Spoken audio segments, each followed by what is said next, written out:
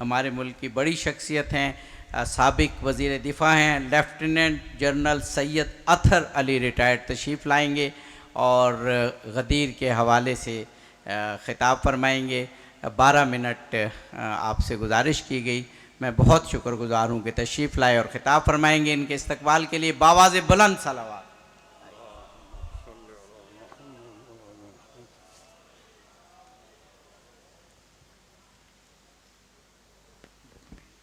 بسم اللہ الرحمن الرحیم، الحمدللہ رب العالمین، والصلاة والسلام علی اشرف الانبیاء والمرسلین وآلہ الطیبین الطاہرین المعصومین المنتجبین۔ اما بعد، ارشاد رب العزت ہوتا ہے اہدنا الصراط المستقیم صراط الذین انعمت علیہم، صدق اللہ العلی العظیم۔ یہ سورہ فاتحہ کی 2 آیتیں میں نے آپ کے سامنے تلاوت کی ہیں۔ وہ سورہ جس کو ہر نماز میں، ہر رکعت میں آپ پڑھتے ہیں، ہم پڑھتے ہیں، اور آج کی مناسبت سے میں نے ان 2 آیتوں کا انتخاب کیا ہے کہ اللہ ہمیں سکھا رہا ہے اور ہمیں یہ بتا رہا ہے کہ اللہ سے اس طرح سے دعا کرو کہ اللہ ہمیں ہدایت دے صراط مستقیم کی۔ اور اس کے بعد اللہ صراط مستقیم کو کوئی سیدھا خط کھینچ کے نہیں بتا رہا، بلکہ اللہ فرماتا ہے صراط الذین، ان لوگوں کی راہ، ان ہستیوں کی راہ، انعمت علیہم، جن پر تو نے اپنی نعمتیں تمام کی۔ یہ سلسلہ ہدایت اگر میں آپ کو لے چلوں سورہ واللیل کی آیت نمبر 12، جس میں ارشاد رب العزت ہوتا ہے ان علینا للہدیٰ، یعنی ہدایت کا تمام جو ذمہ داری ہے وہ اللہ نے اپنے اوپر رکھی ہے، اپنے ہاتھ میں رکھی ہے۔ وَإِنَّ لَنَا لَلْآخِرَةَ وَالْأُولَىٰ، اور دنیا اور آخرت کی بھی تمام قدرت ہمارے ہاتھ میں ہے۔ تو اللہ نے ہدایت کا ذمہ اپنے اوپر لیا ہے، کسی اور کے ذمہ نہیں کیا۔ اور اسی پہ میں کچھ بولوں گا۔ اس سے پہلے میں ظاہر اجازت چاہوں گا اپنے علماء کرام سے۔ میں طفل مکتب بھی نہیں ہوں، بس شوق ہے مولا کا ذکر کرنے کا، تو اس وجہ سے میں جنرل نور کا بھی شکر گزار ہوں اور ان کی تمام ٹیم کا کہ انہوں نے مجھے موقع دیا اور یہ عزت دی کہ میں اتنے جید علماء کرام کی موجودگی میں لب کشائی کر رہا ہوں۔ اگر کوئی سلپ ہو جائے تو مجھے معاف کر دیجیے گا۔ درود پڑھ لیں محمد وال محمد پہ۔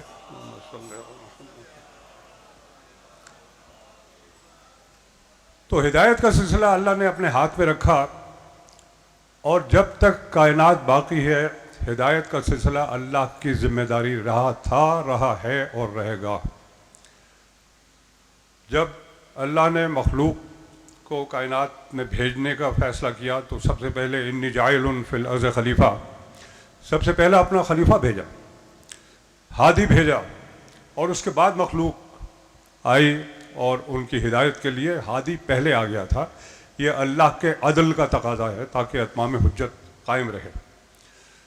تو اس سلسلے کو اللہ نے خود اپنے ہاتھ میں رکھتے ہوئے چلایا، اور مختلف علاقوں میں مختلف ہادی بھیجتا رہا۔ 1,24,000 پیغمبر بھیجے، اور کسی کسی علاقے میں 1 سے زیادہ ہادی بھی بھیجتا رہا، کئی ہادی بھیجے، اور کہیں کہیں ایسا بھی تھا کہ بڑے اولو العزم پیغمبروں کے ساتھ ان کے مددگار بھی بھیجتا رہا تاکہ ایک دوسرے کی تائید کر سکیں اور ایک دوسرے کی مدد کر سکیں۔ مختصراً حضرت موسیٰ علیہ السلام کے ساتھ ان کے بھائی حضرت ہارون علیہ السلام کو بھیجا تاکہ وہ ان کی مدد کریں، اور اس مدد میں صرف فرق یہ ہے رسول پاک سے صلی اللہ علیہ وآلہ وسلم سے اور جناب علی مرتضیٰ کا جو رشتہ تھا اس میں فرق یہ ہے کہ جناب ہارون علیہ السلام جب نبی بھی بن گئے اور مدد کرتے رہے جناب موسیٰ علیہ السلام کی، تو ان کی جناب موسیٰ علیہ السلام کی زندگی میں ہی ان کی رحلت ہو گئی، اور ان کو کبھی اکیلے میں بار نبوت اٹھانا نہیں پڑا، وہ ہمیشہ وہ ذمہ داری جناب موسیٰ علیہ السلام کے کندھوں پہ رہی، جبکہ رسول پاک یہ فرما رہے ہیں کہ یا علی انتا منی بمنزلت ہارون من موسیٰ، اے علی میری اور تمہاری منزلت وہی ہے جو ہارون کی موسیٰ کے ساتھ تھی، سوائے اس کے کہ میرے بعد کوئی نبی نہیں آئے گا۔ لیکن یہ مجھے کہنے دیں کہ یہاں حضرت علیہ السلام کی فضیلت اس لیے بڑھ گئی کہ رسول پاک کی رحلت کے بعد جناب امیر المومنین علیہ السلام نے اپنی تمام زندگی ان کی رسالت کا بھی اور ہدایت کا بھی بوجھ اٹھائے رکھا۔ صلوات پڑھ لیں مولا کی ذات پہ۔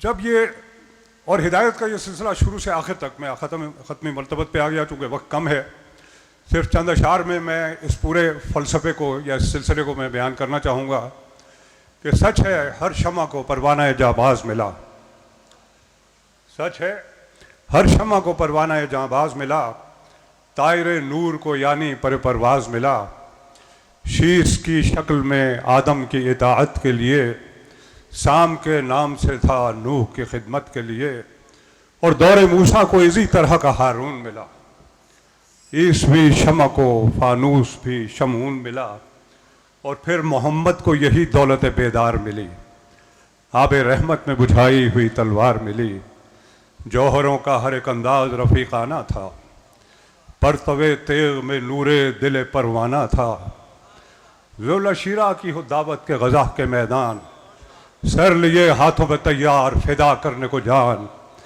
بستر پاک محمد پہ دوبالا ہوئی شان، شب ہجرت ہوئی جاتی تھی علی پر قربان، نفس کو بیچ کے خالق کی رضا حاصل کی، سو گئے اور پیغمبر کی دعا حاصل کی۔ نعرہ حیدری حیدری۔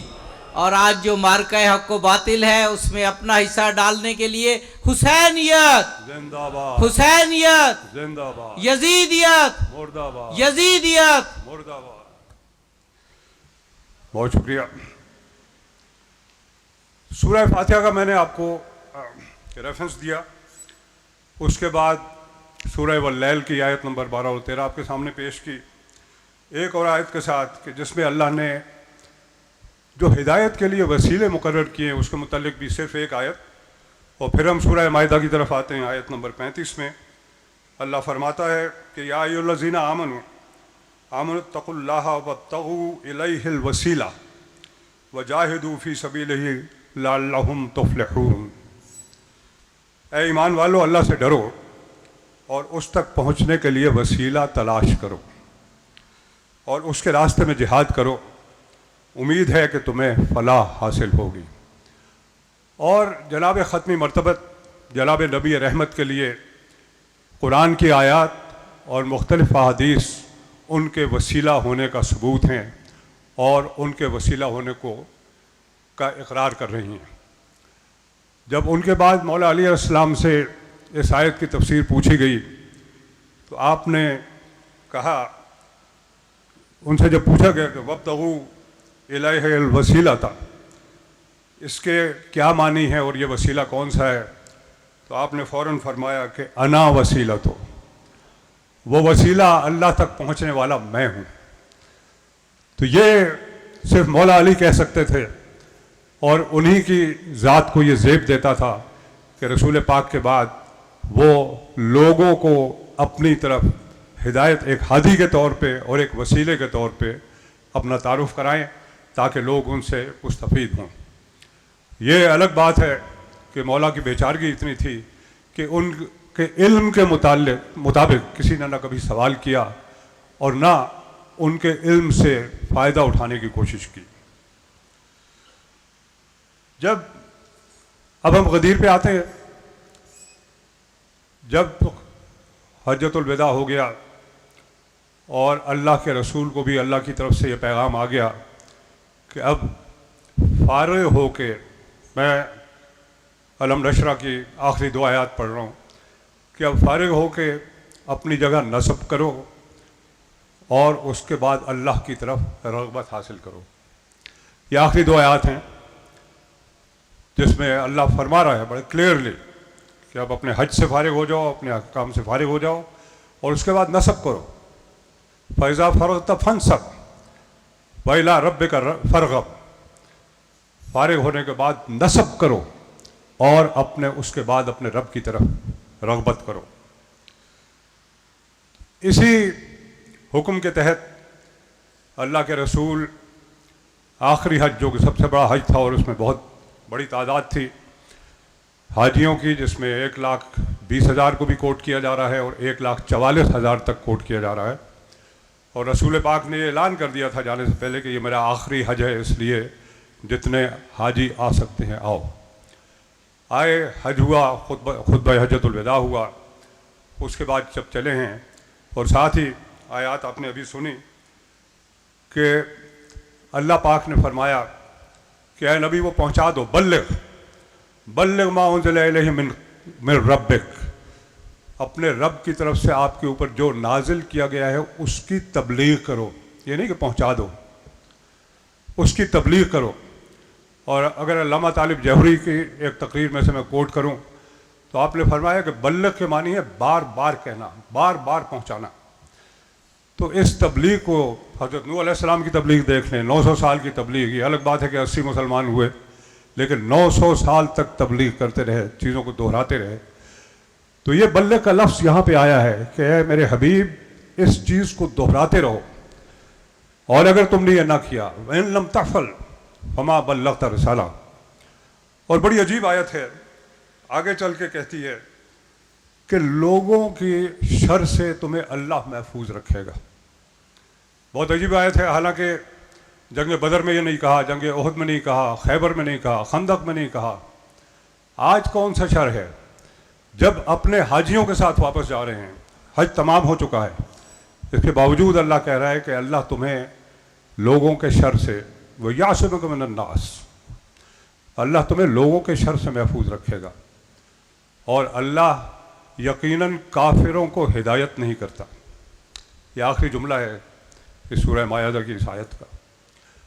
तो ये मैं उलमा पे छोड़ता हूँ कि वो इसकी तफसील में क्या कहेंगे और कहाँ तक कहना चाहेंगे, लेकिन अल्लाह ने इतनी ताकीद के साथ अपने हबीब को, सबसे आखिरी नबी को, सबसे उलुल अज़्म पैगंबर को ये हुक्म दिया कि अगर ये तुमने ना किया तो फमा बल्लग़्ता रिसाला, तुमने रिसालत का कोई काम ना किया। यानी ये नहीं है कि जब अल्लाह हुक्म दे तो अल्लाह के हबीब नहीं करेंगे, जाहिर है उनकी मर्ज़ी खुदा पे वो करेंगे, लेकिन हम जैसों को समझाने के लिए कि इतना ज़रूरी पैगाम था कि अगर अल्लाह का हबीब, अल्लाह का महबूब तरीन रसूल अगर इस काम को अंजाम न दे तो रिसालत ख़तरे में पड़ सकती है। ये इस पैगाम की अहमियत जताने के लिए किया गया। मैं गदीर में जो कुछ हुआ उसकी तफसील में नहीं जाना चाहता, वक्त कम है, लेकिन एक चीज़ ये कहना चाहूँगा कि अल्लाह के बहुत से अहकाम आए जिससे शरीयत मोहम्मदी बनी, लेकिन किसी हुक्म को लोगों तक पहुँचाने में अल्लाह के रसूल ने इतना बड़ा मजमा नहीं जमा किया। ये वो वाहिद पैगाम था जिसके लिए अल्लाह के रसूल ने गदीर खुम का इंतखाब किया, और उसके बाद वहाँ रुक के 3 दिन तक रुके रहे, और जो आगे बढ़ गए थे उनको वापस बुलाया, और जो पीछे आ रहे थे उनके आने का इंतज़ार किया। और ये गदीर खुम वो जगह है जहाँ से मुख्तलिफ रास्ते तमाम अरब में फैलते हैं, उर्दन में, शाम में, मदीना में, इराक़ में, यहाँ से जाते थे। तो गदीर खुम एक रास्तों का जंक्शन था।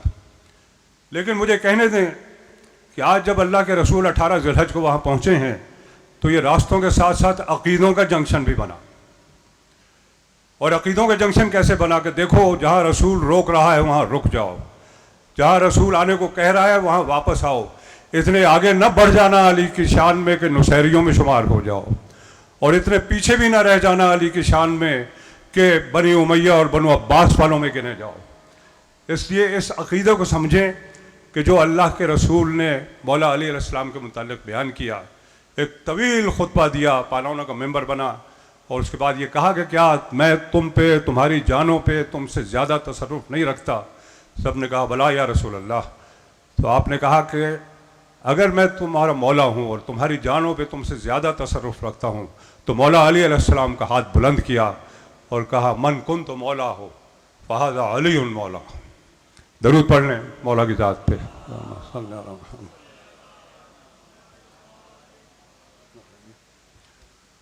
تو اس جملے کے بعد بیعت ہوئی اور 3 دن تک رکے رہے۔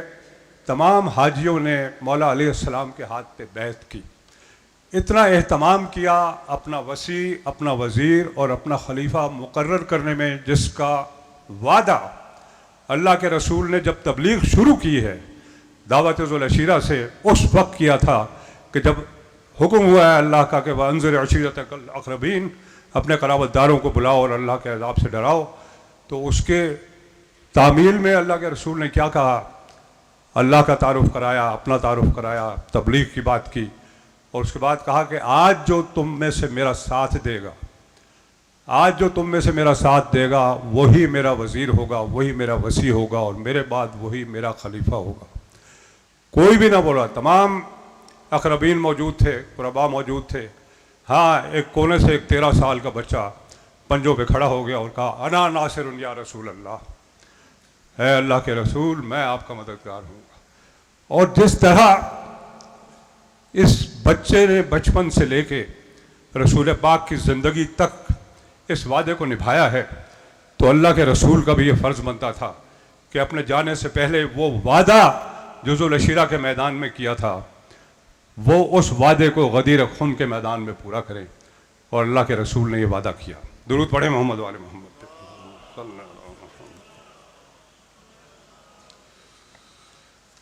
اب میں غدیر اور دفاع وطن کے متعلق تھوڑی سی بات کرنا چاہتا ہوں، کیونکہ ہمیں کہا گیا، خاص طور پہ اگر یعنی آرم فورسز سے بلانگ کرتے ہیں تو تھوڑی بہت بات اس کے اوپر کرنی چاہیے۔ جب یہ پورا واقعہ ہو گیا، اس کے بعد اللہ کی آیت نازل ہوئی، الیوم اکملت لکم دینکم واتممت علیکم نعمتی ورضیت لکم الاسلام دینا۔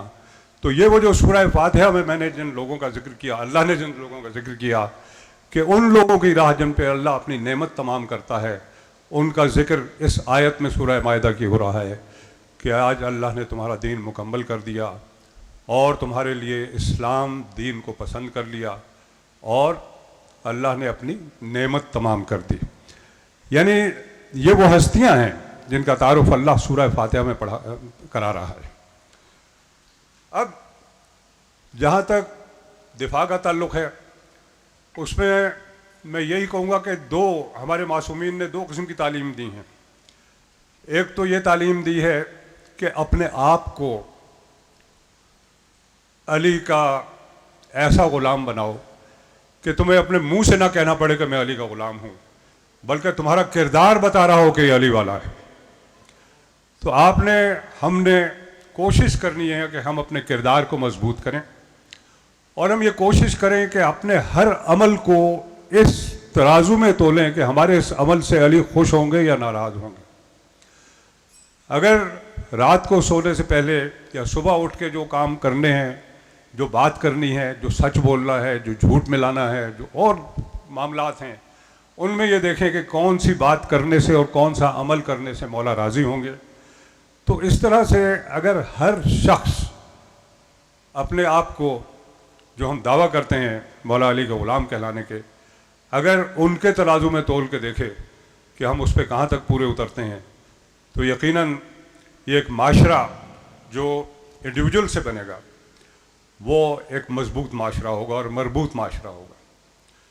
دوسری چیز جو وطن کا تعلق ہے، یعنی وطن اور دفاع وطن کو علامہ اقبال نے بڑا اچھا اپنے ایک شعر میں کہا کہ جیسے جل نور نے بھی اس کو کوٹ کیا کہ ایک ہوں مسلم حرم کی پاسبانی کے لیے، نیل کے ساحل سے لے کر تا بخاک کاشغر۔ یعنی ایک مسلم امہ کا ایک کانسیپٹ ہے एक पूरी उम्मत का कॉन्सेप्ट है, उम्मत मुस्लिमा का। इसमें फुरुआत दीन को छोड़ दें, शिया सुन्नी को छोड़ दें, देवबंदी वहाबी को छोड़ दें, बरेलवी को छोड़ दें, आप ये देखें कि आपका दुश्मन कौन है। और क्या वो ये तफरीक कर रहा है कि मैंने शिया को मारना है या सुन्नी को मारना है, बरेलवी को मारना है या देवबंदी को मारना है? नहीं, वो मुसलमान को मारने के लिए आया है। वो अशहदु अल्ला इलाहा इल्लल्लाह, अशहदु अन्ना मुहम्मद रसूलुल्लाह कहने वालों को मारने के लिए आया है और उनका मुखालिफ है। आज ख़ास तौर पे जो एक पिछले 9 दिन से और ख़ुसूसन आज जब रात को अमेरिका ने ईरान पे हमला किया है और न्यूक्लियर फैसिलिटीज़ जिनके ऊपर हमला करना इंटरनेशनली एक जुर्म है, एक बहुत बड़ा जुर्म है कि आप न्यूक्लियर फैसिलिटी को ऊपर बम गिराएं, जिससे ताबकारी के असरात फैलने का अंदेशा है और जिससे इंसानियत की हलाकत का खदशा है।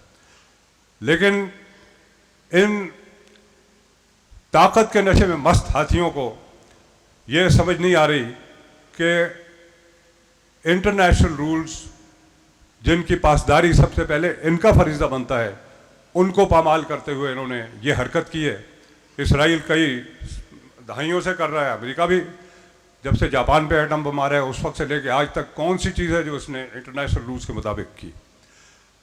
लेकिन उसके बरक्स हमें मुस्लिम उम्मा का किरदार भी देखना पड़ेगा कि जहाँ गज़ा को ले लें, फ़लस्तीन को ले लें, एक ईरान के अलावा उसके साथ हिज़्बुल्लाह और हूथीस जो यमन के थे, और ये यमन वही है जहाँ पे तबलीग के लिए मौला अली अस्सलाम को भेजा गया और उन्हीं की दी हुई तालीम की वजह से ईमान में इतनी मजबूती है यमनी हूथियों में कि वो खड़े हुए हैं और उन्होंने गज़ा और फ़लस्तीन दोनों का दिफा किया है।